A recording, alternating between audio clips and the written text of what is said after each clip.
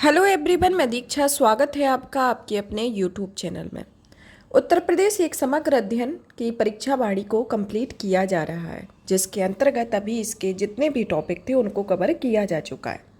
आज का जो हमारा टॉपिक है वह चैप्टर फर्स्ट होगा, क्योंकि आपको ये सीरीज शुरू करने के पहले ही बता दिया गया था कि ये इसका जो पहला चैप्टर है वह एक संक्षिप्त अवलोकन के तौर पर है।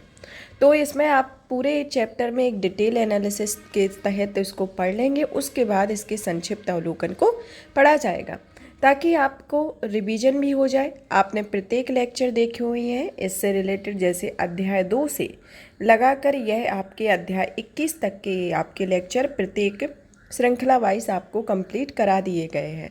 तो आपने अगर नहीं देखे हैं तो आप उत्तर प्रदेश परीक्षावाणी करके एक प्लेलिस्ट है, वहाँ पर आप जाके पूरे लेक्चर को देख सकते हैं, ताकि आपकी कहीं भी इस जो सीरीज है इसमें जो भी आपको प्रॉफिट मिलते हैं आपके यूपी स्पेशल में, क्योंकि इसी से आपके प्री के तो क्वेश्चन पूरे आते ही हैं, मेंस के पॉइंट ऑफ व्यू से भी ये इम्पोर्टेंट होती है। और उत्तर प्रदेश के जितने भी गवर्नमेंट एग्ज़ाम हैं जिसमें यूपी स्पेशल है, तो इस बुक से तो आपके क्वेश्चन आते ही हैं। आज का जो हमारा चैप्टर है वह संक्षिप्त अवलोकन है।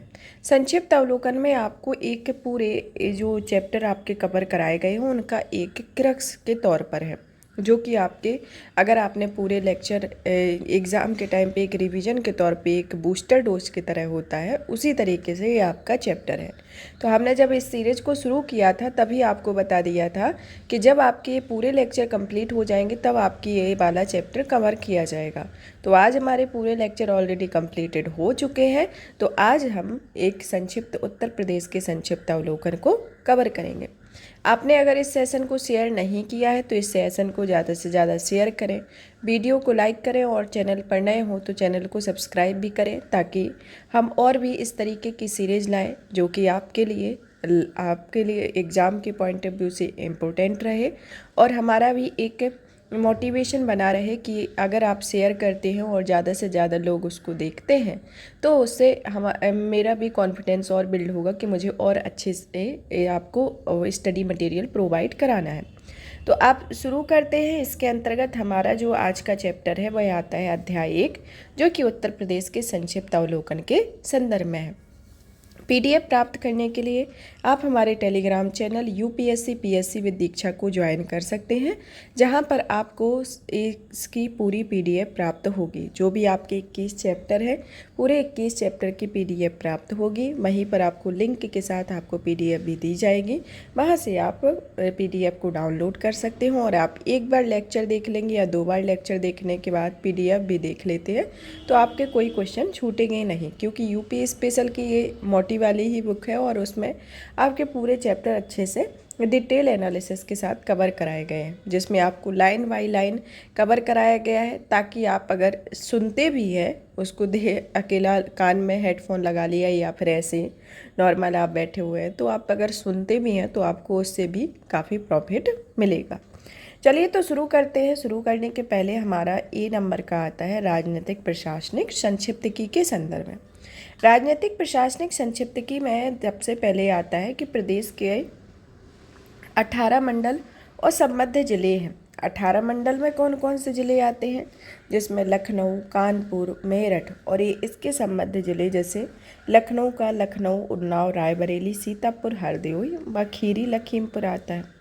कानपुर में 6 आते हैं, जिसमें कानपुर नगर, कानपुर देहात, इटावा, फर्रुखाबाद, कन्नौज, औरैया। मेरठ में 6 जिलों की संख्या है, जिसमें मेरठ, गाजियाबाद, बुलंदशहर, गौतम बुद्ध नगर, बागपत, हापुड़। अयोध्या में 5 जिले हैं, जिसमें अयोध्या, सुल्तानपुर, बाराबंकी, अमेठी, अम्बेडकर नगर।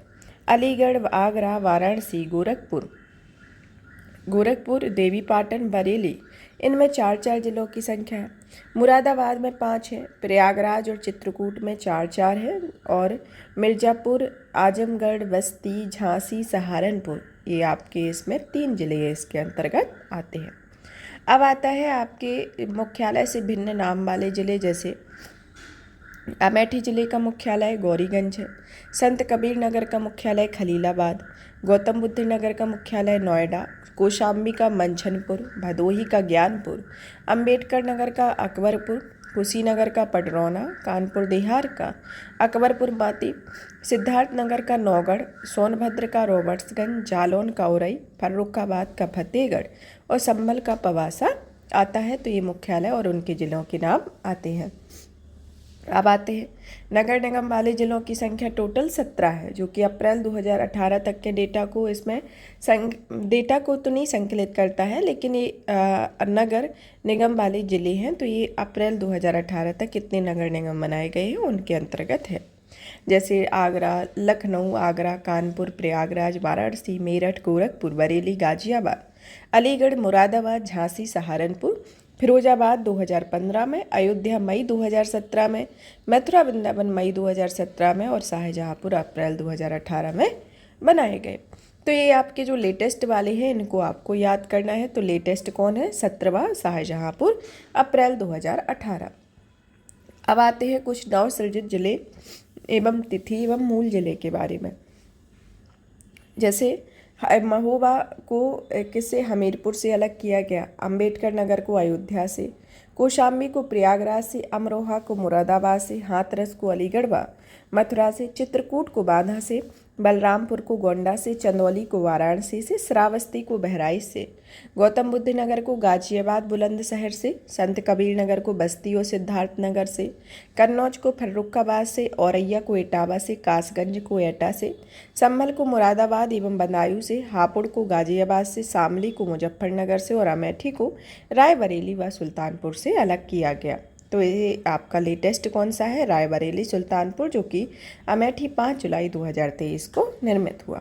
ये उत्तर प्रदेश का मैप है, जिसकी भौगोलिक अवस्थिति को आप देख सकते हैं कि यहाँ पर आपका ऊपर से यहाँ वो हिमाचल प्रदेश, इस साइड नेपाल, उत्तराखंड, हरियाणा, दिल्ली, मध्य प्रदेश और यहाँ बिहार। तो इन प्रदेशों से आपकी सीमाएं उत्तर प्रदेश की लगती हैं। तो यहाँ नीचे आपका छत्तीसगढ़ आता है, झारखंड, बिहार, नेपाल, मध्य प्रदेश यहाँ पर, राजस्थान, हरियाणा, दिल्ली, हरियाणा, उत्तराखंड की सीमाएं उत्तर प्रदेश को इस तरीके से स्पर्श करती हैं। अब आता है, अब इसके संदर्भ में डिटेल में पढ़ते हैं। अब इसमें जैसे उत्तर प्रदेश के ज़िले, मुख्यालय और क्षेत्रफल दिए गए। जैसे कि आपका लखीमपुर खीरी का मुख्यालय जो है वह खीरी है, सोनभद्र का रॉबर्ट्सगंज, हरदोई का हरदोई, सीतापुर का सीतापुर, प्रयागराज का प्रयागराज, जालौन का उरई। फिर आता है आपके और भी, जैसे मथुरा का मथुरा है, चित्रकूट का चित्रकूट ही है, संभल का पवासा आता है, कुशीनगर का पडरौना, अमेठी का गौरीगंज, कानपुर नगर देहात का अकबरपुर माती, अंबेडकर नगर का अकबरपुर, फर्रुखाबाद का फतेहगढ़, कौशाम्बी का मंझनपुर और संत कबीर नगर का खलीलाबाद, गौतम बुद्ध नगर का नोएडा। ये प्रमुख इसके अंतर्गत आते हैं। अब चलिए जानते हैं प्रदेश के नाम, चिन्ह एवं राजधानी के संदर्भ में। प्रदेश के नाम को लेकर देखा जाए तो 1836 से उत्तर पश्चिम प्रांत था, 1877 से उत्तर पश्चिम प्रांत व अवध रहा, 1902 से आगरा एवं अवध का संयुक्त प्रांत रहा, 1937 से केवल संयुक्त प्रांत रहा और 24 जनवरी 1950 से उत्तर प्रदेश नाम रहा है। तो कौन कौन सा? 1836 में उत्तर पश्चिम प्रांत, 1877 में उत्तर पश्चिमी प्रांत एवं अवध, 1902 में आगरा एवं अवध का संयुक्त प्रांत, 1937 में केवल संयुक्त प्रांत, 24 जनवरी 1950 में उत्तर प्रदेश और इसका नाम रखा गया, जो कि वर्तमान में भी इसी का नाम उत्तर प्रदेश ही है।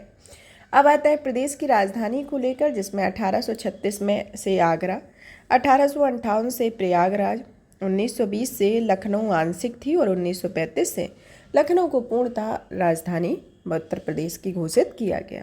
अब आता है उत्तर प्रदेश के नाम का नए नाम से राज्य का गठन 24 जनवरी 1950 को हुआ। राज्य का पुनर्गठन आपका कब हुआ? 1 नवंबर 1956 को।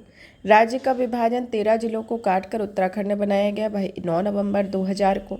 प्रथम राजकीय भाषा की घोषणा अक्टूबर 1947 से देवनागरी लिपि हिंदी रही और प्रथम राजकीय भाषा जो कि कार्यालयों में अनिवार्य तौर पर रही वह 26 जनवरी 1968 से। द्वितीय राजकीय भाषा 1989 से उर्दू में। राजकीय पशु बारहसिंगा, राजकीय पक्षी सारस और क्रौंच, राजकीय वृक्ष अशोक, राजकीय पुष्प पलासिया, टेसू जिसे 4 जनवरी 2011 से लागू किया गया। राजकीय खेल आपका हॉकी आता है और राजकीय चिन्ह एक वृत्त में 2 मछली, तीर, एक तीर धनुष और यह चिन्ह 1938 में स्वीकृत हुआ था। तो इसके संदर्भ में राजकीय चिन्ह और इसके प्रतीक चिन्ह के बारे में आता है। अब आता है प्रदेश के प्रशासनिक और शासनिक संरचना के बारे में कि राष्ट्रीय राजधानी क्षेत्र में एनसीआर में उत्तर प्रदेश के 8 जिले शामिल हैं, जिसमें मेरठ, गाजियाबाद, गौतम बुद्ध नगर, हापुड़, बागपत, मुजफ्फरनगर व शामली आते हैं। एनसीआर में शामिल होने वाले प्रस्तावित जिले में जिसमें मथुरा, अलीगढ़, हाथरस, सहारनपुर है। आप्रवासी भारतीयों की समस्याओं के लिए एनआरआई विभाग का गठन 18 जुलाई 2014 को किया गया। उत्तर प्रदेश एनआरआई दिवस मनाया जाता है जनवरी में प्रतिवर्ष। प्रदेश में पुलिस कमिश्नर प्रणाली वाले जिले हैं लखनऊ, गौतम बुद्ध नगर, वाराणसी, कानपुर, गाजियाबाद, प्रयागराज, आगरा आते हैं। प्रदेश में मतदाताओं की कुल संख्या इसमें जनवरी 2022 के अकॉर्डिंग है, इसमें 15,02,84,005 है। राज्य विधानमंडल एक द्विसदनात्मक है। राज्य विधानसभा का प्रथम गठन जुलाई 1937 को हुआ। 1967 तक विधानसभा के सदस्यों की संख्या 431 रही और उत्तराखंड बनने से पहले विधानसभा में कुल सदस्यों की संख्या 424 हो गई। वर्तमान में विधानसभा सदस्यों की कुल संख्या 404 है, जिसमें 403 निर्वाचित और 1 मनोनीत एंग्लो इंडियन आते हैं। वर्तमान विधानसभा में मनोनीत एंग्लो इंडियन कौन है? डॉक्टर डेंजिल जे गॉर्डन है। पूर्वांचल, पश्चिमांचल, मध्यांचल, बुंदेलखंड में विधानसभा सीटों की संख्या 162, 149, 73 व 19 है। 15वीं, 16वीं, 17वीं, 18वीं विधानसभा में महिला चुनी गई है 23, 35, 42, 47। तो अभी 18वीं में 47 है। फिर आता है फरवरी मार्च 2012 में 16वीं विधानसभा चुनाव में पार्टियों का प्रदर्शन रहा, जिसमें इसमें पार्टियों का प्रदर्शन है। 2017 में 17वीं विधानसभा में पार्टियों का प्रदर्शन तो आप देख लेंगे। 12 फरवरी मार्च 2022 में 18वीं विधानसभा में चुनाव में प्रदर्शन रहा, जैसे भाजपा का 255, अपना दल का 12, 6 निषाद पार्टी, 111 सापा का, 8 आर लोदी का और 6 का सुबह सभा का, 2 कांग्रेस का, 1 बसपा का और 2 अन्य का आता है। अब आता है इसमें सर्वाधिक विधानसभा सीटों वाला जिला, तो ये आपका प्रयागराज है जहाँ 12 सीटें हैं। सबसे कम विधानसभा सीटों वाला जिला में आता है श्रावस्ती, महोबा, चित्रकूट, जहाँ पर 2-2 सीटें हैं। राज्य विधानसभा में आरक्षित सीटों की संख्या 86 है, जिसमें 84 एससी और 2 एसटी आती हैं, जो कि 2017 के अकॉर्डिंग है। स्वतंत्रता के बाद से अब तक राज्य विधानसभा में लखनऊ से बाहर एकमात्र बैठक हुई है, वह 8 जनवरी 2003 को प्रयागराज में हुई। राज्य मंत्रिमंडल की पहली बार लखनऊ से बाहर बैठक कब हुई थी? 29 जनवरी 2019 को कुंभनगर प्रयागराज में। विधान परिषद का गठन किया गया 1937 में, जो कि 1937 से अनवरत है। उत्तराखंड निर्माण के पहले, जो कि नवंबर 2000 तक विधान परिषद सदस्यों की कुल संख्या कितनी थी? 108। वर्तमान में विधान परिषद सदस्यों की संख्या 100 है और प्रदेश में लोकसभा सीटों की संख्या 80 आती है। प्रदेश में एससी और एसटी के लिए आरक्षित लोकसभा की सीटों की संख्या 17 और 0 है, मतलब कि एससी के लिए 17 और एसटी के लिए 0 है। मतदाताओं की संख्या की दृष्टि से सबसे बड़ा संसदीय क्षेत्र गाजियाबाद है। मतदाताओं की दृष्टि से देश का सबसे बड़ा विधानसभा क्षेत्र साहिबाबाद, गाजियाबाद आता है। प्रदेश में राज्यसभा की सीटों की संख्या 31 है और प्रथम बार राष्ट्रपति शासन 25/2/1968 से 25/2/1969 तक लगाया गया। मतलब कि इस टाइम पर उत्तर प्रदेश में प्रथम राष्ट्रपति शासन लगाया गया और अब तक उत्तर प्रदेश में कुल 10 बार राष्ट्रपति शासन लगाया जा चुका है, जिसमें 10वीं बार राष्ट्रपति शासन 8/3/2002 से 3/5/2002 को लगाया गया। जनगणना के समय छोटे बड़े नगरों की संख्या 915 है। जनगणना के समय वैधानिक नगरों की संख्या 648 है। सर्वाधिक और सबसे कम वैधानिक नगरों वाले जिलों में आते हैं, जिसमें बदायूं में 23 और श्रावस्ती में 2 है। राज्य में योजनाबद्ध नगर आते हैं Noida, greater Noida, new Kanpur city. विकास प्राधिकरण में आपके 28 आते हैं। कैंट बोर्ड में 13 है। विशेष क्षेत्र प्राधिकरण में 5 है। आर्थिक क्षेत्र में 4 आते हैं। संभागों या मंडलों की संख्या 18 है, जिसमें 18वां मंडल अलीगढ़ रहा है, जो कि अप्रैल 2008 में सृजित हुआ। सबसे बड़े संभाग जो कि आते हैं, जिसमें कानपुर, लखनऊ और मेरठ, जहां पर 6 जिले आते हैं, तो ये सबसे बड़े संभाग हैं। सबसे छोटे संभाग में आता है आपका मिर्ज़ापुर, आजमगढ़, बस्ती, झांसी, सहारनपुर, जिसमें 3-3 सीटें हैं। जिलों की संख्या 75 है। तहसीलों की संख्या 351 है। नगर निकायों की संख्या 763 है। नगर निकाय या नगर निगमों की संख्या 17 है। नगर निकाय की संख्या 200 है। नगर निकाय नगर पंचायतों के संदर्भ में 546। जिला पंचायतें 75 हैं। ब्लॉकों की संख्या 826 है। क्षेत्र पंचायतें 826 है। न्याय पंचायतें 8135। ग्राम पंचायतें सभाएं 58,189। आबाद ग्राम 97,814। कुल ग्राम 1,06,774। पंचायतों में महिलाओं का आरक्षण कुल सीट का 1/3 मतलब कि 33% आता है। अब आता है न्यायालय के संदर्भ में, जिसमें आता है कि न्यायिक अनुसंधान एवं प्रशिक्षण केंद्र आपका लखनऊ में 1986 में स्थापित किया गया। उच्च न्यायालय प्रयागराज में है, जिसकी एक खंडपीठ लखनऊ में है। उच्च न्यायालय की स्थापना 17 मार्च 1866 को हुई। उच्च न्यायालय में न्यायाधीशों की स्वीकृत संख्या 160 है। राज्य में उपभोक्ता संरक्षण आयोगों की स्वीकृत संख्या 5 है और राज्य में सीबीआई कोर्ट्स 6 हैं, जिसमें 4 लखनऊ में, 2 गाजियाबाद में।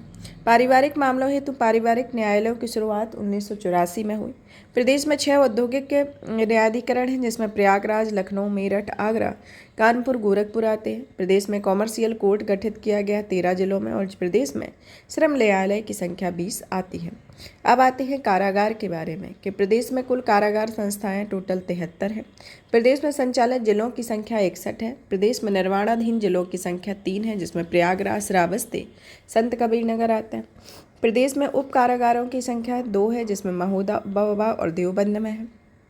प्रदेश में केंद्रीय कारागार आपके 8 हैं, जिसमें बरेली, आगरा, वाराणसी, फतेहगढ़, नैनी, लखनऊ, इटावा में है। प्रदेश में आदर्श न्यायालय 1 है, वो भी लखनऊ में है।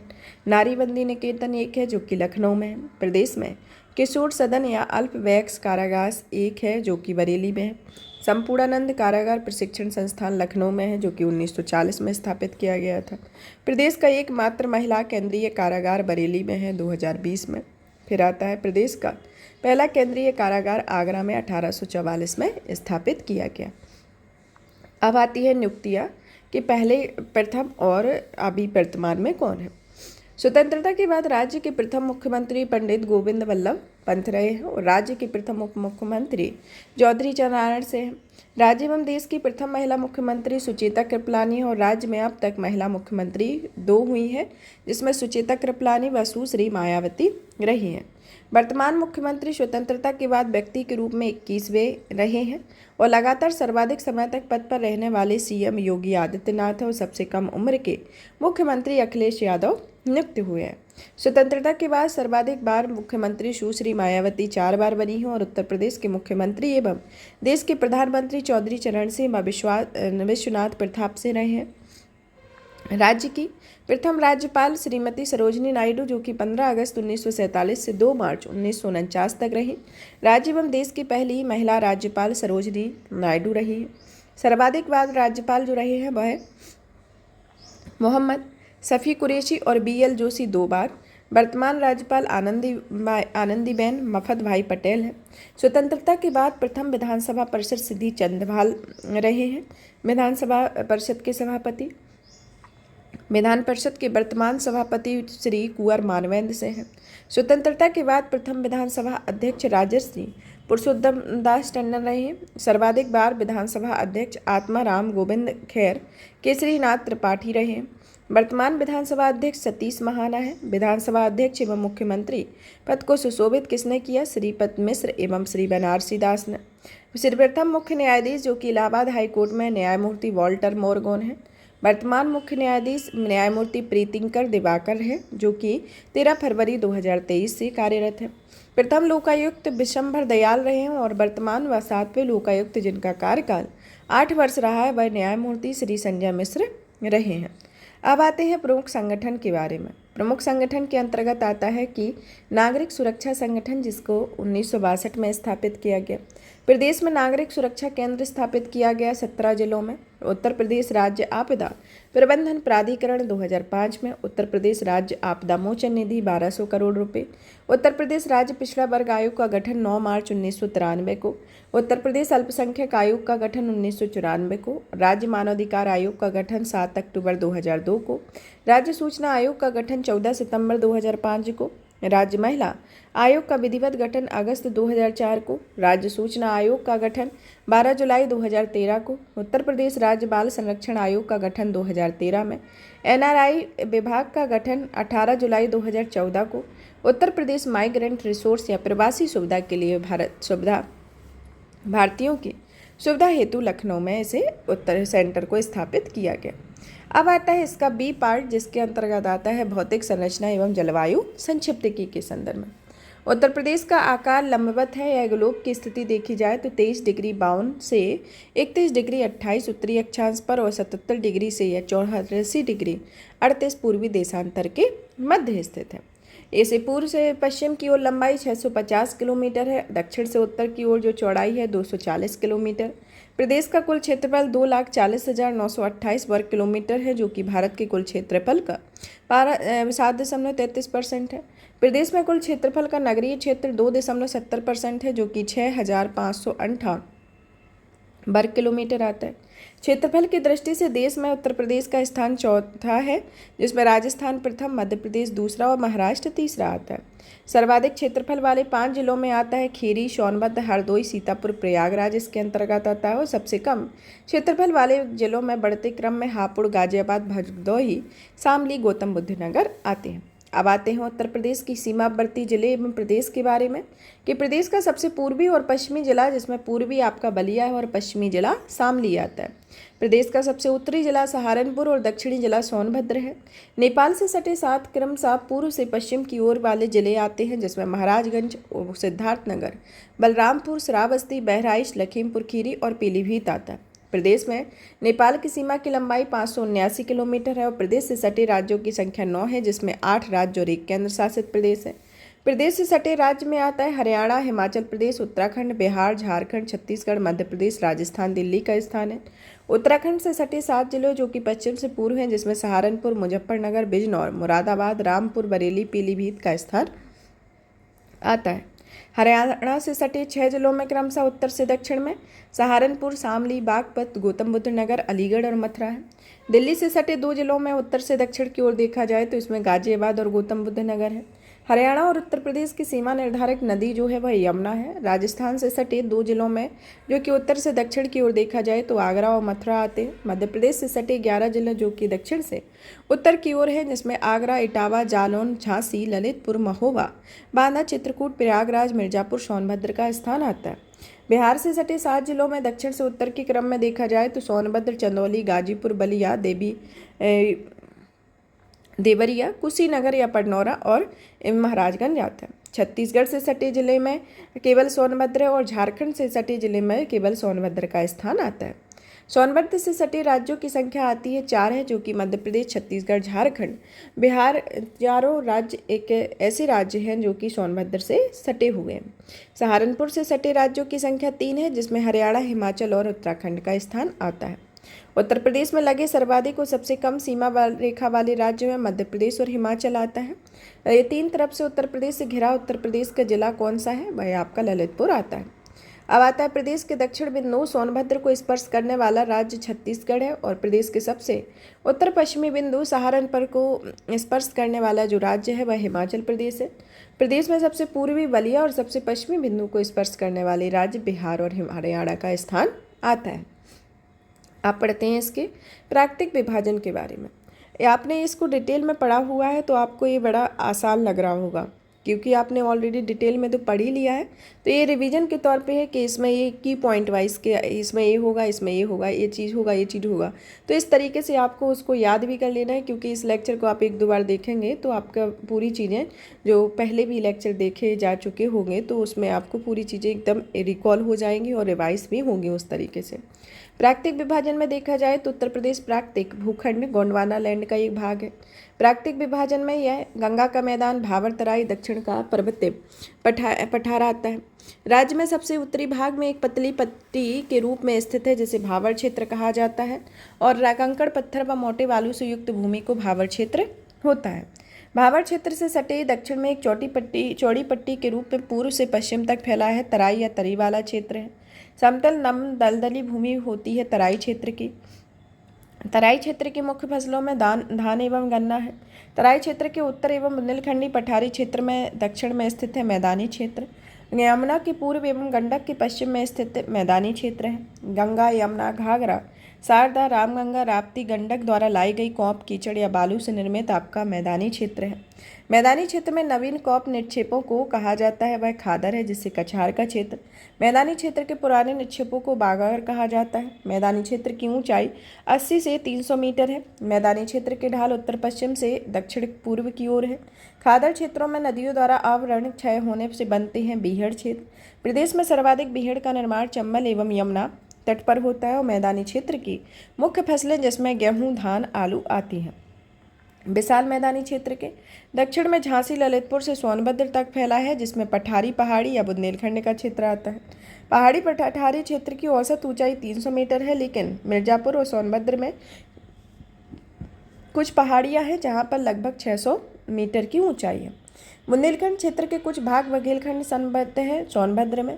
प्रदेश में कितने जिलों में पठारी पहाड़ी और बुंदेलखंड क्षेत्र का विस्तार है? 11 जिलों में। बिंडम, टांडा, कुसेहरा व खंडजा जलप्रपात कहाँ पर है? मिर्जापुर में। बुंदेलखंड या पहाड़ी पठारी क्षेत्र की उत्तरी सीमा पर बहती है गंगा यमुना नदी। बुंदेलखंड या पहाड़ी पठारी क्षेत्र की पश्चिमी सीमा पर बहती है बेतवा नदी। बुंदेलखंड या पहाड़ी पठारी क्षेत्र का ढाल उत्तर की ओर है। बुंदेलखंड या पहाड़ी पठारी क्षेत्र की मुख्य फसलें दलहन एवं तिलहन है और प्रदेश में कुल क्षेत्रफल के संदर्भ में नम भूमि या वेटलैंड क्षेत्र का प्रतिशत 5.15% है। प्रदेश का सर्वाधिक नम भूमि या वेटलैंड क्षेत्र वाला जिला सोनभद्र है, जहां पर 5.08% वेटलैंड क्षेत्र पाया जाता है। प्रदेश में सबसे कम नम भूमि वाला क्षेत्र बागपत और हाथरस है, जहां पर 0.18% यहाँ पर नम भूमि क्षेत्र पाया जाता है। यूनेस्को के वेटलैंड रामसर साइट में उत्तर प्रदेश सम्मिलित है। कुल दिसंबर 2021 तक 10 स्थल इसमें शामिल है। अब आता है आपका जलवायु के संदर्भ में। जलवायु के संदर्भ में देखा जाए तो उत्तर प्रदेश की जलवायु मुख्य रूप से उष्ण प्रधान शीतोष्ण कटिबंधीय मानसूनी प्रकार की जलवायु। यह धरातलीय विषमताओं समुद्र तल से विभिन्न स्थानों की भिन्न भिन्न ऊंचाइयां होने के कारण यहाँ की जलवायु में विषमता पाई जाती है। यहाँ प्रदेश पर घटित होती है 3 ऋतुएं, जिसमें ग्रीष्म, वर्षा और शीत ऋतु आती है। मार्च से जून तक आपकी ग्रीष्म ऋतु होती है, जिसमें सबसे गर्म महीना जून होता है। ग्रीष्म ऋतु में प्रदेश के उत्तरी भाग से दक्षिणी भाग में तथा पूर्वी भाग से पश्चिमी भाग में बढ़ते तापमान क्रमशः इसका बढ़ता ही है। ग्रीष्म ऋतु में सर्वाधिक औसत तापमान आगरा सहित बुंदेलखंड क्षेत्र में रहता है। 10 जून 2019 को बांदा का तापमान 49.2 डिग्री सेंटीग्रेड इसमें रिकॉर्ड किया गया था। ग्रीष्म ऋतु में प्रदेश के दक्षिणी भाग यानी कि बुंदेलखंड में अधिक तापमान होने का कारण कौन सा है? कर्क रेखा के नज़दीक होना। प्रदेश में जुलाई से अक्टूबर तक रहती है वर्षा ऋतु, जिसे प्रदेश में बंगाल की खाड़ी के मानसून को किस नाम से जाना जाता है? पूर्वा नाम से। प्रदेश में होने वाली संपूर्ण वर्षा 80 से 83% भाग होता है वह पूर्वा में, जो कि दक्षिण पश्चिम मानसून से होता है। प्रदेश में पूर्वा से सर्वाधिक और सबसे कम वर्षा पूर्वी तराई और पश्चिमी मैदानी में होती है। सर्वाधिक और सबसे कम वर्षा वाले जिलों में गोरखपुर, जो कि 184.7 सेंटीमीटर की वर्षा होती है, और मथुरा में 54.4 सेंटीमीटर की वर्षा होती है। प्रदेश में पूरब से पश्चिम और उत्तर से दक्षिण चलने वाली वर्षा की मात्रा क्रमशः घटती है और प्रदेश में सर्वाधिक वर्षा वाला महीना जुलाई आता है। पूर्वी उत्तर प्रदेश में वर्षा की संभावित अवधि 56 दिन है, जबकि पश्चिमी उत्तर प्रदेश में वर्षा की अवधि मात्र 32 दिन आती है। प्रदेश के विभिन्न भागों की औसत वार्षिक वर्षा तराई क्षेत्र में 150 सेंटीमीटर, पूर्वी मैदानी क्षेत्र में 112 सेंटीमीटर, मध्यवर्ती मैदानी क्षेत्र में 94 सेंटीमीटर और पश्चिमी मैदानी क्षेत्र में 84 सेंटीमीटर और दक्षिणी पहाड़ी पठारी क्षेत्र में 91 सेंटीमीटर आती है, जो कि प्रदेश में औसत से कुल 95 सेंटीमीटर होती है। प्रदेश में नवंबर से फरवरी तक शीत ऋतु रहती है। प्रदेश का सबसे ठंडा महीना जनवरी है और शीत ऋतु में प्रदेश में उत्तर से दक्षिण की ओर तापमान बढ़ता है और शीत ऋतु में सबसे कम तापमान उत्तर पश्चिम जिलों में होता है। अब आता है पार्ट सी, जिसके अंतर्गत पढ़ेंगे मिट्टी, कृषि एवं पशुपालन की संक्षिप्त के तौर पर कि प्रदेश में कुल कृषि पारिस्थितिकी क्षेत्र होते हैं। इसमें टोटल 20 है। प्रदेश में कृषि जलवायु क्षेत्र 9 आते हैं। कुल मृदा समूह क्षेत्र 8 है, जिसमें कार्यशील जनसंख्या में कृषि क्षेत्र की संख्या 2011 के अनुसार 59.3% होती है, जिसमें कुल प्रतिवेदित क्षेत्रफल 24,170 हेक्टेयर है। कुल क्षेत्रफल वन क्षेत्र में 1,771 हेक्टेयर है। ऊसर या खेती के अयोग्य भूमि में 438,000 हेक्टेयर और कुछ बेकार भूमि में 387,000 हेक्टेयर इसके अंतर्गत आता है। अब आता है स्थायी चरागार भूमि में 70,000 हेक्टेयर है। अन्य वृक्षों, झाड़ियों आदि की भूमि में 240,000 हेक्टेयर, वर्तमान प्रति क्षेत्र 992,000 हेक्टेयर, अन्य प्रति क्षेत्र में 618,000 हेक्टेयर आता है। इसमें कुल बोया गया क्षेत्र आता है 268 लाख हेक्टेयर है। कृषि गणना के अनुसार राज्य में क्रियाशील जोतों की संख्या इसमें आती है 2,38,22,000 इसके अंतर्गत आती है। कृषि गणना में 2015-16 के अनुसार राज्य में क्रियाशील जोतों की संख्या दी गई है। इसी तरीके से इसमें सीमांत, लघु, मध्यम, उदरबृहत प्रकार के जोतों की संख्या दी गई है और इस तरीके से ये इसमें क्षेत्रफल आता है। और इसमें जो औसत सभी वर्गों के औसत जोतों का आकार आपका 0.73% होता है। अब आता है मृदा संरचना के बारे में। मृदा संरचना के संदर्भ में देखा जाए तो प्लेस्टोसीन युग से आज तक नदियों में निक्षेपों से बना है वह गंगा यमुना मैदान। गंगा यमुना मैदान में मुख्यतः पाई जाती है नवीन एवं प्राचीन जलोढ़ मृदा पाई जाती है। नवीन व प्राचीन जलोढ़ मृदा को क्या कहा जाता है? खादर एवं बांगर। स्थानीय भाषा में नई जलोढ़, बलुआ, मटियार या मटियार दोमट कहा जाता है खादर मृदा को। स्थानीय भाषा में पुरानी जलोढ़, उपहार, दोमट आदि को बांगर मृदा कहा जाता है। जलोढ़ मृदा का निर्माण हुआ है कौप, कीचड़ एवं बालू से। जलोढ़ मृदा में पोटास एवं चूना की अधिकता होती है लेकिन कमी होती है फास्फोरस, नाइट्रोजन और जैव तत्वों की। गंगा यमुना मैदान में कहीं कहीं लवड़ी या क्षारीय मृदाएं मिलती हैं जिसे सामान्य भाषा में ऊसर या बंजर या कल्लर या रेह कहा जाता है। मैदानी क्षेत्र में कुल मात्रा में मरुस्थलीय मृदा पाई जाती है जिसे मथुरा, आगरा आदि जिले होती है। पश्चिमी उत्तर प्रदेश व बुंदेलखंड में कहीं कहीं काली मृदा मिलती है। रेगुर, करेल व कपास मृदा के नाम से काली मृदा को जाना जाता है। लाल मृदा, परवा या पड़वा, मार या माड़, राकर या राकड़ या भुट्टा मृदा पाई जाती है बुंदेलखंड क्षेत्र में। राज्य में सबसे अधिक शुष्क खेती होती है बुंदेलखंड क्षेत्र में इसकी शुष्क खेती होती है। प्रदेश में सबसे अधिक मृदा अपरदन जल से होता है। प्रदेश में जलीय अपरदन से सर्वाधिक प्रभावित क्षेत्र जो आता है ताराई एवं भरावर का क्षेत्र आता है।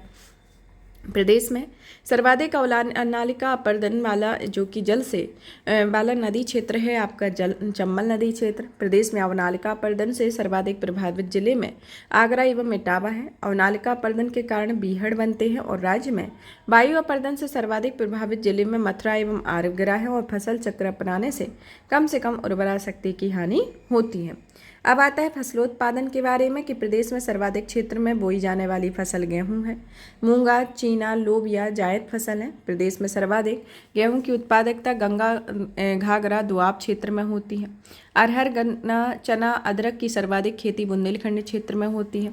रोहिलखंड, गंगा यमुना दोआब में थोड़ी मात्रा में कपास की खेती होती है। अफीम की खेती बाराबंकी एवं गाजीपुर में होती है। मूंगफली उत्पादन का विशेष क्षेत्र रोहिलखंड है। चावल उत्पादन के विशेष क्षेत्र में तराई व पूर्वी उत्तर प्रदेश है। प्रदेश की सर्वाधिक महत्वपूर्ण नकदी फसल गन्ना है। गन्ना उत्पादन के विशेष क्षेत्र में तराई व मेरठ के निकटवर्ती क्षेत्र आते हैं। गन्ना के उत्पादक कुल जिलों में 44 है। राज्य में कुल गन्ना किसान है 48 लाख। गन्ना उत्पादक पर क्षेत्र 9 है। सहकारी गन्ना विकास समिति 168 है।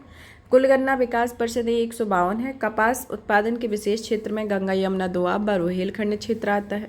प्रदेश में सर्वाधिक कृषि श्रम उत्पादकता वाला क्षेत्र पश्चिमी उत्तर प्रदेश है। दशहरी आम का विशेष क्षेत्र मलिहाबाद, लखनऊ है जबकि लंगड़ा आम का वाराणसी आता है। सफ़ेदा और चौसा आम की विशेष क्षेत्र सहारनपुर में है जबकि सटोल आम जो आपका है मेरठ बागपत में पाया जाता है। प्रदेश में उत्पादित आम को दूसरे प्रदेश में बेचा जाता है वह नवाब ब्रांड के नाम से होता है। प्रदेश में आयाम निर्यातक जोन में लखनऊ, सहारनपुर है। सर्वाधिक आंवला उत्पादक राज्य में प्रतापगढ़ आता है। निर्यातक प्रजाति के अमरूद उत्पादन का विशेष क्षेत्र में प्रयागराज, कौशाम्बी है। अमरूद के लिए प्रयोग एवं प्रशिक्षण केंद्र प्रयागराज है जहां पर आम का ऐसा केंद्र लखनऊ में है। प्रदेश में लीची उत्पादक जिले में सहारनपुर, शामली, मुजफ्फरनगर आदि आते हैं और संतरा उत्पादक जिले में सहारनपुर क्षेत्र और बुंदेलखंड क्षेत्र आता है। चिरौंजी उत्पादक जिले में सोनभद्र, मिर्जापुर, चंदौली, ललितपुर और झांसी का क्षेत्र आता है। प्रदेश में आलू उत्पादन के लिए विशेष क्षेत्र आगरा, अलीगढ़, कानपुर, मेरठ, वाराणसी, बरेली मंडल है और आलू निर्यातक जोन में आपका आगरा आता है। प्रदेश में आलू निर्यात कहाँ किया जाता है? आलू निर्यात का ताज ब्रांड का निर्यात किया जाता है। प्रदेश में सर्वाधिक कोल्ड स्टोर उत्तर प्रदेश में है। केंद्र सरकार द्वारा केले के लिए सेंटर ऑफ एक्सीलेंस प्रस्तावित है जिसमें भटहट, गोरखपुर आते हैं। प्रदेश में सब्जी निर्यातित जोन के रूप में उभर रहा है वाराणसी। भारत में कुल मेथा ऑयल उत्पादन का लगभग 3/4 भाग उत्पादित होता है उत्तर प्रदेश में। प्रदेश में पान की खेती 24 जिलों में की जाती है, लेकिन पान के लिए प्रसिद्ध जिला बांदा है। बरई, मानपुर, बांदा और पाली, ललितपुर प्रसिद्ध हैं पान के लिए। राज्य में सुरखा अमरूद प्रयागराज, दशहरी आम मलिहाबाद लखनऊ, काला नमक चावल गोरखपुर बस्ती एवं देवीपाटन मंडल, बासमती चावल पश्चिमी यूपी, रटौल आम बागपत देसावरी पान महोबा। फिर और 6 कृषि उत्पादों को प्राप्त है, यह आपका जीआई टैग इनको प्राप्त है। नेक्स्ट आता है आपका दुग्ध विकास के संदर्भ में कि देश एवं प्रदेश की प्रथम नियमित दुग्ध संघ की स्थापना लखनऊ में 1938 में की गई। राज्य में सर्वप्रथम 3 जिलों में वाराणसी, मेरठ और बलिया में ऑपरेशन फ्लड शुरू किया गया था, जो कि 1973 में फर्स्ट फेज शुरू किया गया। और राज्य दुग्ध परिषद की स्थापना 1976 में की गई। प्रदेश कोऑपरेटिव डेयरी फेडरेशन की स्थापना 1962 में की गई। प्रदेश में दुग्ध नीति प्रख्यापित की गई 2018 में। प्रदेश में दुग्ध समितियां 8,615 रही हैं। प्रदेश में गोपालन को बढ़ावा देने के लिए 1,999 में स्थापित की गई हैं, जिसे उत्तर प्रदेश गौ सेवा आयोग की भैंस या किसी भी नस्ल की गायों की सर्वाधिक दुग्ध उत्पादक हेतु गोकुल पुरस्कार दिया जाता है। देसी नस्ल की गायों को सर्वाधिक दुग्ध उत्पादक हेतु नंद बाबा पुरस्कार दिया जाता है। राज्य में प्रति व्यक्ति दुग्ध उत्पादकता 387 ग्राम प्रतिदिन के हिसाब से होती है। अब आते हैं कृषि योजना एवं कार्यक्रम के बारे में, जिसमें प्रदेश में जमींदारी उन्मूलन कार्यक्रम 1950 में लागू हुआ, जो कि 1 जुलाई 1952 से। प्रदेश में चकबंदी योजना चलाई जा रही है 1954 से। उत्तर प्रदेश अधिकतम जोत सीमा आरोपण अधिनियम 1960 से। एंटी भूमाफिया टास्क फोर्स का गठन 8 मई 2017 को किया गया। प्रत्येक माह के प्रथम एवं तृतीय मंगलवार को तहसील दिवस मनाया गया मई 2012 से। आईटीसी कंपनी द्वारा प्रदेश में 51 जिलों में स्थापित किए गए हैं 2000 ई चौपालों की। प्रदेश में राज्य कृषि उत्पादन मंडली परिषद की स्थापना 1973 में की गई। देश भर में कुल 731 कृषि विज्ञान केंद्र हैं, जबकि यूपी में 89 हैं। वर्तमान में प्रदेश में विनियमित मंडियां तथा उप मंडियां हैं, जिसमें 251 में 381 हैं। मंडी परिषद के तहत वर्तमान में प्रदेश में क्रियाशील 4 किसान बाजार हैं। किसान क्रेडिट कार्ड योजना को 1999 से 2000 के बीच में से शुरू किया गया है। किसान बही योजना 1992 से शुरू है। किसान मित्र योजना 18 जून 2001 से। राष्ट्रीय कृषि एवं मौसम आधारित फसल बीमा योजना 14 फरवरी 2014 से। पूर्वी उत्तर प्रदेश में हरित क्रांति की विस्तार उप योजना 2010 से 2011 के बीच में चलाई गई। सोडिक लैंड रिक्लेमेशन परियोजना सेकेंड, जो कि 32 जिलों में ऊसर सुधार और 12 जिलों में बीहड़ सुधार के संदर्भ में 2009 से 2018 तक यह चली। आम आदमी बीमा योजना, जो कि 18 से 59 वर्ष के भूमिहीन मुखिया के संदर्भ में, वह 1 नवंबर 2008 से चालू है। 2014 से 2015 में एकीकृत बागवानी विकास मिशन योजना 45 जिलों में चल रही है।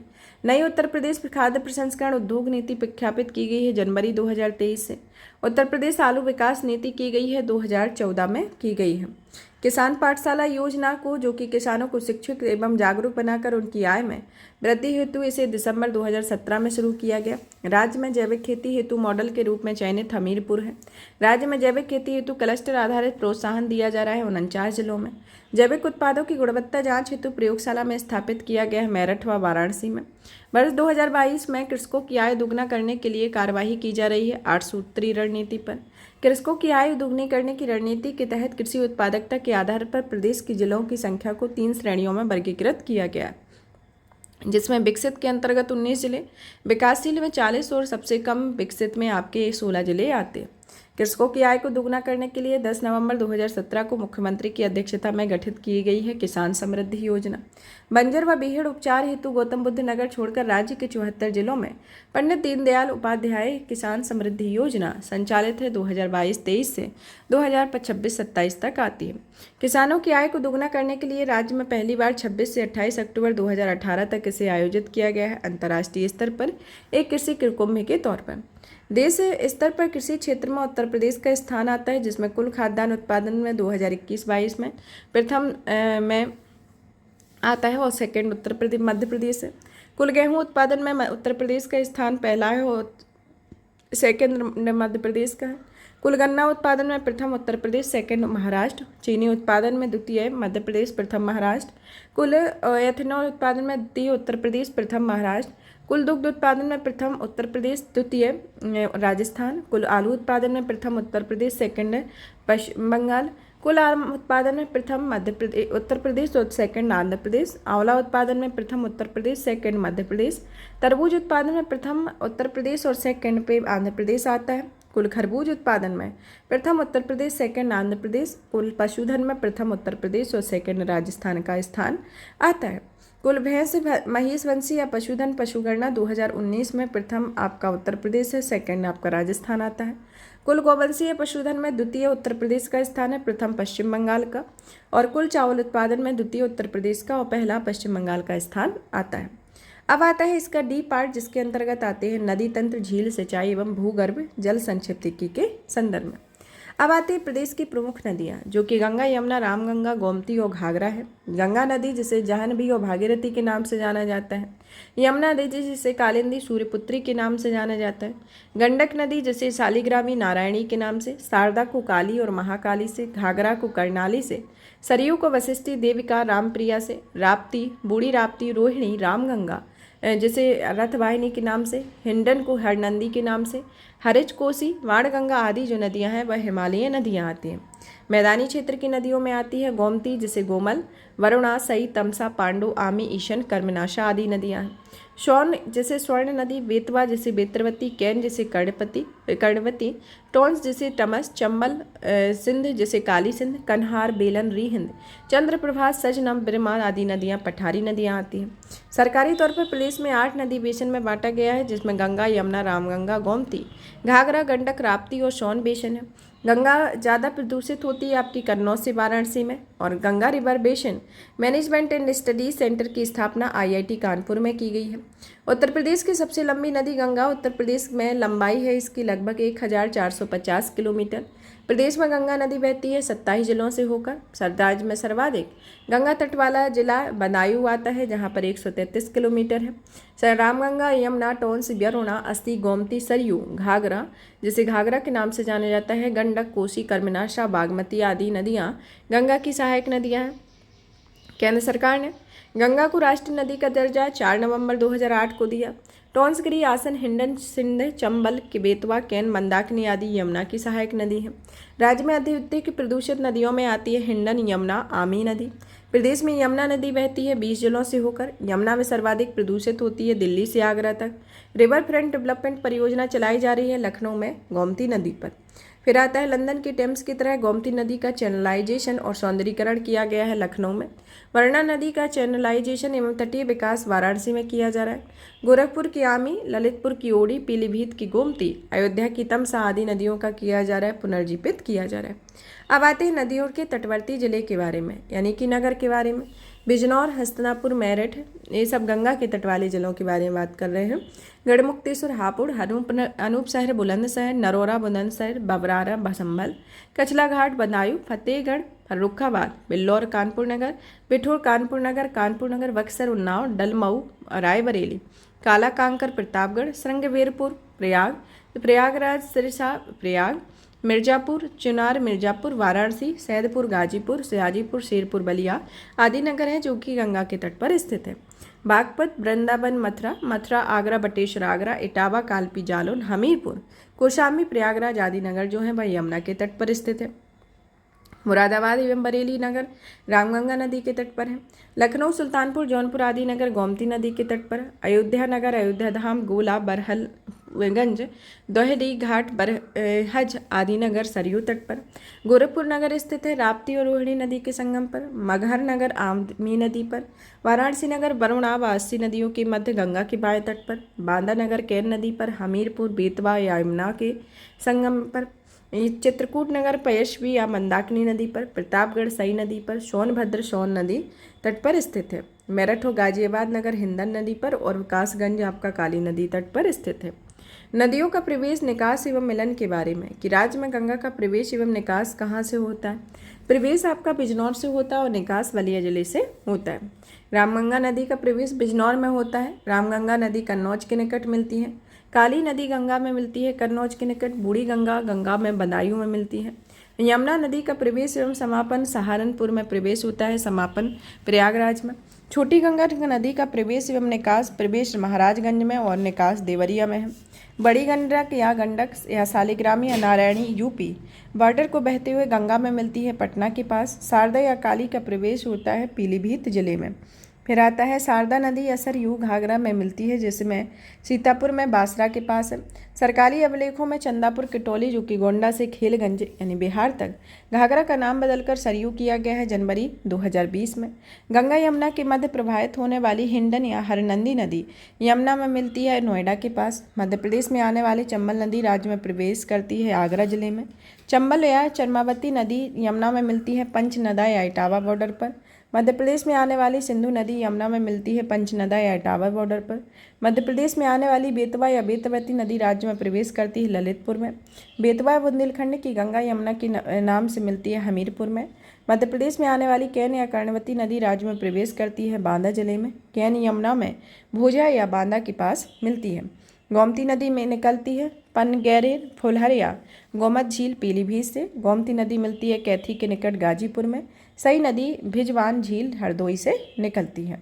अब आता है सई नदी गोमती से निकलती है राजघाट जौनपुर में। मध्य प्रदेश से आने वाली टोंस नदी गंगा में मिलन है सिरसा के पास प्रयागराज में। मध्य प्रदेश से आने वाली सोन नदी का राज्य में प्रवेश और राज्य में निकास सोनभद्र जिले में है। राज्य में बाढ़ संवेदन जिलों की संख्या 40 है। अति गंभीर जिले 23 गंभीर प्रभावित जिले 17 हैं। प्रदेश में बाढ़ प्रभावित कुल क्षेत्रफल 73.06 लाख हेक्टेयर आता है।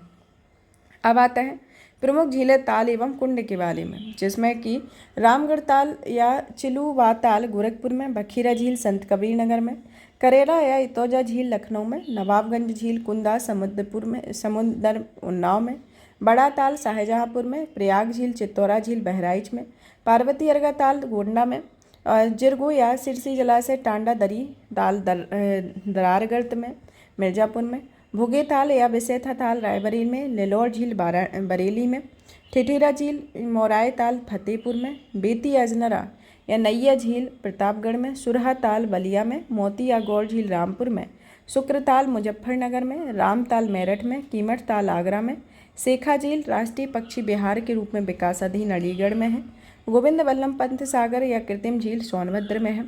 फिर आती है आपकी अलवारा झील जो कि विदेशी पक्षियों के आगमन स्थल है, कौशाम्बी में है। औदी ताल झील वाराणसी में, राजा किया बांध लोधी या भोजपुर ताल सुल्तानपुर में है, दरबन झील अयोध्या में, बलहाफरा झील कानपुर में, लक्ष्मी ताल बरुआ सागर या भस्नेह जलाशय झांसी में, सागर ताल बदायूं में, मदन सागर महोबा में, पनघेरी फुलहर या गोमत ताल पीलीभीत में, दहर झील या भिजमान झील हरदोई में, देवरिया ताल कन्नौज में है, फीका या सई नावर झील इटावा में, और सोंज झील मैनपुरी में, दार्शनिक कुंड मिश्रित या चक्रकुंड नैमिष सीतापुर में, सीताकुंड भरत कुंड अयोध्या धाम में, राधा कुंड श्याम कुंड गोविंद कुंड मानसी कुंड कुसुम सरोवर आपके गोवर्धन मथुरा में, कोकिला कुंड या कृष्ण कुंड कोकिलावन मथुरा में, और नोहे झील आपकी मथुरा में आती है। अब आती है प्रमुख बांध परियोजनाओं के बारे में। प्रमुख बांध परियोजना के संदर्भ में आती है पहले नंबर पर सोनभद्र जिले में पिपरी नामक स्थान पर रिहिंद नदी पर 1963 में निर्मित बहुउद्देशीय रिहिंद बांध परियोजना गोविंद वल्लभ पंत सागर की ऊंचाई 91 मीटर है। ललितपुर जिले की बेतवा नदी पर उत्तर प्रदेश व मध्य प्रदेश के 1975 में निर्मित संयुक्त राजघाट बहुउद्देशीय बांध परियोजना की ऊंचाई 43.80 मीटर है। ललितपुर जिले में बेतवा नदी पर उत्तर व मध्य प्रदेश की 1958 में निर्मित संयुक्त माता टीला बहुउद्देशीय बांध परियोजना की ऊंचाई 135 मीटर है। सोनभद्र जिले में कन्हार नदी पर स्थित कन्हार बांध की ऊंचाई 39.90 मीटर आती है। मिर्जापुर जिलों में जिरगो नदी पर 1958 में बनी जिरगो जलाशय बांध योजना 30 मीटर है। बहराइच में सरयू बांध बनाया जा रहा है सरयू नदी पर। अब आता है सिंचाई एवं पेयजल के बारे में। सकल सिंचित क्षेत्र 230 लाख हेक्टेयर, शुद्ध सिंचित क्षेत्र 144.2 लाख हेक्टेयर, कुल सृजित सिंचित क्षेत्र 370 लाख हेक्टेयर है। कुल शुद्ध सिंचाई में नलकूप की सिंचाई 73.4%, नहर सिंचाई 15.1%, कुएं से सिंचाई 8.6% और सिंचाई में तालाब झील पोखर से 0.6% और अन्य साधन से 2.3% यहाँ पर सिंचाई होती है। नलकूप कुआं तालाब आदि आते हैं किसके अंतर्गत? लघु सिंचाई के क्षेत्र में। नहर बांध मध्यम एवं बृहद सिंचाई में। प्रदेश में 82.92% सिंचाई की जाती है निजी लघु सिंचाई के साधनों में। तालाबों पोखरों आदि से सिंचाई के लिए प्रयुक्त प्राचीन तकनीक है बेड़ी डेगची आदि। कुओं में सिंचाई के लिए प्रयुक्त प्राचीन तकनीक है रहट, वासर रहट, वल देव बाल्टी, ढेकली, चरसा, मायादास, लिफ्ट आदि आती है। प्रदेश में तालाबों व पोखरों में सिंचाई का सर्वाधिक प्रचलन बुंदेलखंड क्षेत्र में है। प्रदेश में कुओं से सिंचाई का सर्वाधिक प्रचलन मध्यवर्ती क्षेत्र में है। प्रदेश में नलकूपों में सिंचाई शुरू होती है 1930 में मेरठ में। प्रदेश में सिंचाई का सबसे बड़ा साधन नलकूप है। प्रदेश में नलकूपों की गहनता सर्वाधिक आपकी पश्चिमी भाग में है। प्रदेश में सिंचाई हेतु पहला कार्यालय 1823 में सहारनपुर में खोला गया। प्रदेश में सिंचाई विभागाधीन कुल नहरें 75,091 किलोमीटर है। समुदाय में पुरानी नहर पूर्वी यमुना नहर को पुनः अंग्रेजों ने खुदवाया था 1830 में। प्रदेश की सबसे बड़ी नहर प्रणाली शारदा नहर है और प्रदेश में हरिद्वार से निकलने वाली ऊपरी गंगा नहर का निर्माण 1854 में हुआ। प्रदेश में नहरों का सर्वाधिक विस्तार पश्चिमी उत्तर प्रदेश में। सर्वाधिक नहर संचित हैं पश्चिमी उत्तर प्रदेश में। प्रदेश में सर्वाधिक नहरें आती है रायबरेली में। दिल्ली के पास यमुना के दाहिने से निकलने वाली नहर आगरा नहर है। यूपी, हरियाणा, दिल्ली, राजस्थान में सिंचाई नहर आगरा में। सहारनपुर के पास यमुना पर बना यह बैराज अब ताजे वाला बैराज है, वह हथनी कुंड है। यूपी, हरियाणा, हिमाचल, दिल्ली, राजस्थान का संयुक्त बैराज हथनी कुंड बैराज है।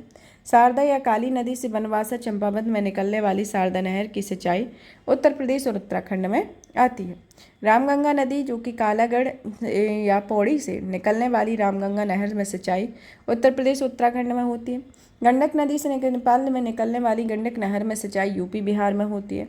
पन्ना यानी कि मध्य प्रदेश में स्थित कैन नहर परियोजना यूपी और एमपी की संयुक्त परियोजना है। शहडोल यानी कि मध्य प्रदेश में सोन की नदी पर बनी बाणसागर परियोजना यूपी, एमपी, बिहार की संयुक्त परियोजना है। दिसंबर 2019 में बाणसागर परियोजना में लगभग 1.5 लाख हेक्टेयर की सिंचाई हो रही है प्रयाग व मिर्जापुर में।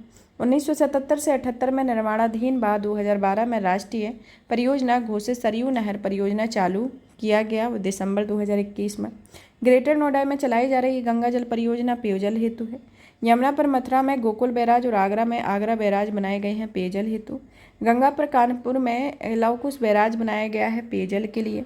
गोमती पर लखनऊ में गोमती बैराज बनाया गया है पेयजल एवं जलस्तर हेतु। राज्य में मुख्यमंत्री लघु सिंचाई योजना चलाई जा रही है 2020-21 से।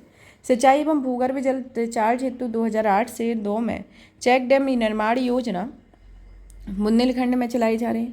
आर्टिजन वेल या पाताल तोड़ कुआं योजना बुंदेलखंड क्षेत्र की है। पठारी अर्ध पठारी ब्लॉकों में डॉक्टर राम मनोहर लोहिया सामूहिक नलकूप योजना 2011-12 से चलाई जा रही है। भूजल सुधार के लिए सुधार एवं सिंचाई हेतु खेत तालाब योजना चल रही है बुंदेलखंड क्षेत्र में। प्रदेश में ड्रिप या स्प्रिंकलर तकनीक की सिंचाई की जाती है ज़्यादातर बुंदेलखंड क्षेत्र में। उत्तर प्रदेश व मध्य प्रदेश की कैन बेतवा लिंक परियोजना को केंद्र द्वारा निर्मित हेतु मंजूरी दी गई दिसंबर 2021 में।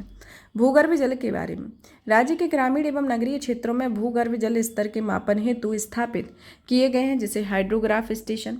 वर्तमान में भूजल की दृष्टि से प्रदेश में अति दोहित व क्रिटिकल ब्लॉक आते हैं जिसमें अति दोहित 113 है और क्रिटिकल 59 आते हैं। भूजल समस्या से ग्रसित राज्य का शहर 22 है। अपनी भूमिगत जल क्षमता का सर्वाधिक दोहन करने वाला जिला प्रतापगढ़ है। राज्य में रेन हार्वेस्टिंग व रिचार्ज नीति लागू की गई है 2001 में। राज्य में जल प्रबंधन एवं नियामक प्राधिकरण गठित हुआ है 2010 में। राज्य में भूजल दिवस मनाया जाता है 10 जून को। राज्य में भूजल सप्ताह मनाया जाता है 16 से 22 जुलाई में। केंद्रीय नीति आयोग 2019 में देश का पहला मॉडल जल घोषित किया गया है जखनी गांव बांदा में। अब नेक्स्ट पार्ट आता है इसके अंतर्गत ई जो कि ऊर्जा संक्षिप्तकी के तौर पर है। उत्तर प्रदेश राज्य विद्युत परिषद का गठन 1959 में किया गया। उत्तर प्रदेश विद्युत नियामक आयोग का गठन 1998 में। उत्तर प्रदेश राज्य विद्युत परिषद को ताप विद्युत उत्पादन निगम, जल विद्युत निगम, पावर कॉरपोरेशन के रूप में बांटा गया है 2000 में। ग्रामीण क्षेत्रों के विद्युत वितरण और वसूली हेतु फ्रेंचाइजी व्यवस्था 2007 से लागू है। शहरी क्षेत्रों में विद्युत वितरण एवं वसूली हेतु फ्रेंचाइजी व्यवस्था 2010 से लागू है। राज्य में विद्युत उपभोक्ता की सुविधा हेतु टोल फ्री नंबर है 1912। राज्य में प्रति व्यक्ति वार्षिक विद्युत उत्पादन 112 किलोवाट होता है। राज्य में प्रति व्यक्ति वार्षिक विद्युत उपयोग 402 है। राज्य में पूर्ण रूपेण विद्युतीकृत ग्रामों की संख्या 97,814 है। राज्य में एकमात्र परमाणु विद्युत केंद्र स्थापित है 2x220 मेगावाट का जो कि नरोरा और बुलंदशहर में। राज्य में बिजली कनेक्शन संबंधी सौभाग्य योजना चल रही है 17 दिसंबर 2017 से। प्रदेश में राज्य केंद्र संयुक्त निजी सौर परमाणु आदि सभी में सम्मिलित स्थापित विद्युत उत्पादन क्षमता 24,899 मिलियन यूनिट आती है। ताप विद्युत, जो कि राज्य सरकार, केंद्र सरकार और केंद्र राज्य की संयुक्त है, जिसमें राज्य के कुल विद्युत उत्पादन में सर्वाधिक योगदान तापीय विद्युत का है। हल्द्वागंज अलीगढ़, पारीछा झांसी, अनपुरा सोनभद्र, ओबरा सोनभद्र में है, जो कि राज्य विद्युत उत्पादन निगम की उत्पादनरत तापीय विद्युत परियोजनाएं हैं। राज्य विद्युत निगम की उपरोक्त 4 परियोजनाओं में कुल 4 इकाइयां हैं, जिनकी कुल अधिष्ठापित क्षमता 6134 मेगावाट है। राष्ट्रीय विद्युत ऊर्जा निगम की पनकी कानपुर में प्लांट की पुरानी यूनिट को बंद कर 660 मेगावाट का नया यूनिट जो स्टार्ट किया गया है वो निर्माणाधीन है। राज्य की सबसे पुरानी तापीय परियोजना, जिसका 1967 में रूस के सहयोग से पुनरुद्धार किया गया, वह हल्द्वागंज तापीय परियोजना है, जो कि 1942 में स्थापित की गई थी। केंद्रीय कंपनी निवेली लिग्नाइट व उत्तर प्रदेश सरकार की 1980 में के संयुक्त तापीय परियोजना स्थापित की जा रही है घाटमपुर कानपुर नगर में। केंद्रीय कंपनी एनटीपीसी व उत्तर प्रदेश सरकार की 1240 मेगावाट की संयुक्त तापीय परियोजना की प्रथम इकाई चालू की जा चुकी है, जिसमें दूसरी इकाई कार्य प्रगति पर है, वह मेजा प्रयागराज में है। राज्य में एनटीपीसी की उत्पादनरत कुल परियोजनाएं 9 हैं। राज्य में एनटीपीसी की कुल तापीय परियोजनाएं 5 हैं। राज्य में एनटीपीसी की गैर सेवम सोलर परियोजनाएं 2 और 2 हैं, 2 आती हैं। ताप विद्युत या निजी क्षेत्र में, जो कि रोजा ताप विद्युत परियोजना शाहजहांपुर में स्थापित है, 12 ताप विद्युत परियोजना प्रयागराज में, ललितपुर ताप विद्युत परियोजना ललितपुर में स्थापित है। जल विद्युत परियोजना के संदर्भ में, जिसमें रीहिंद, ओबरा, माता टीला, शीतला, ऊपरी गंगा नहर, पूर्वी गंगा नहर व खारा आदि राज्य की जल विद्युत परियोजना है। राज्य सरकार की सभी 7 जल विद्युत परियोजना की अधिष्ठापित क्षमता 501.60 मेगावाट है। राज्य की सबसे बड़ी 300 मेगावाट की रीहिंद जल विद्युत परियोजना रीहिंद नदी पर है। राज्य की दूसरी सबसे बड़ी ओबरा जल विद्युत परियोजना रीहिंद नदी पर सोनभद्र में है। माता टीला जल विद्युत परियोजना बेतवा नदी पर, खारा जल विद्युत परियोजना यमुना नहर सहारनपुर में, शीतला जल विद्युत परियोजना मौठ झांसी में आती है। सर्वाधिक जल विद्युत उत्पादन केंद्र के अंतर्गत ऊपरी गंगा नहर, भागीरथी भिलंगाना संगम पर उत्तराखंड में स्थापित टिहरी जल विद्युत परियोजना उत्तर प्रदेश, उत्तराखंड और केंद्र की संयुक्त परियोजना है। अपारंपरिक ऊर्जा के संदर्भ में देखा जाए तो प्रदेश में वैकल्पिक ऊर्जा विकास संस्थान, जिसका बाद में नाम उत्तर प्रदेश नवीन एवं नवीनीकरण ऊर्जा विकास अभिकरण यूपीनेडा कर दिया है। इसका गठन 1983 में किया गया। केंद्र के सहयोग से यूपीनेडा द्वारा नवीन एवं नवीनीकरण ऊर्जा स्रोतों के शोध एवं विकास के प्रशिक्षण केंद्र स्थापित किए गए हैं चिन्हट, लखनऊ, घोसी, मऊ और कन्नौज में। सौर ऊर्जा नीति 2017 के तहत 2022 तक सौर ऊर्जा उत्पादन का लक्ष्य 10,700 मेगावाट है। सौर ऊर्जा नीति 2022 में अगले 5 वर्षों के लिए सौर ऊर्जा का उत्पादन लक्ष्य 22,000 मेगावाट है। भारत सरकार के सोलर पार्क की योजना में प्रदेश के प्रयागराज, मिर्जापुर, जालौन, कानपुर, नगर देहात जिलों में विकसित किए जा रहे हैं सोलर पार्क। प्रदेश का सबसे बड़ा तैरता सोलर पावर प्लांट रीहिंद जलाशय सोनभद्र में स्थित है। सिंगरौली, ऊंचाहार, दादरी में सौर ऊर्जा पार्क स्थापित किए गए हैं एनटीपीसी द्वारा।